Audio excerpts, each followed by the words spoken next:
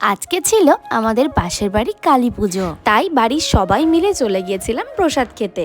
এই যে আমার বান্ধবী, আমরা দুজনে মিলে ভাবলাম যে চলো তোমাদের জন্য একটু ভিডিও করি।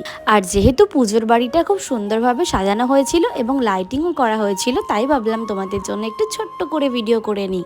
বাই দ্য ওয়ে, কালকে কাদের বাড়ি কালী পুজো হয়েছে এবং কারা কারা আমার মতো নিমন্ত্রণ পেয়েছো অবশ্যই কিন্তু কমেন্ট করে জানাবে। তারপরে দেখছি মায়ের মুখটাকে বাংলার পাঁচের মতো করে রেখেছে, হয়তো আমি ভিডিও করছি বলে। এতক্ষণের পর অবসান ঘটলো অপেক্ষার। এই তো মা, বৌদি, জেঠি সবাই চলে এসেছে। এইবার আমরা যাব নিমন্ত্রণ বাড়িতে।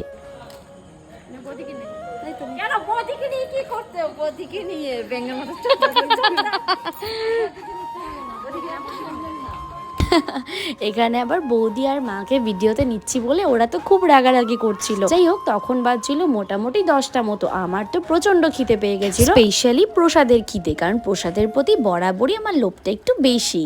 তারপর মাকে দর্শন করে আমরা বসে গেছিলাম খেতে। কিন্তু খিদে পেলে আর কি হবে, পুজোর বাড়িতে কি আর গিয়েই বসা যায়? এত ভিড়, জাস্ট ভিড়টা একবার দেখো তোমরা। তারপরে আর কি, ভগবানের কৃপায় অবশেষে আমরা জায়গা পেয়েছি এবং খেতেও বসে পড়েছি। চলো এবার তোমাদের সাথে আমি শেয়ার করি যে প্রসাদে কি কি ছিল।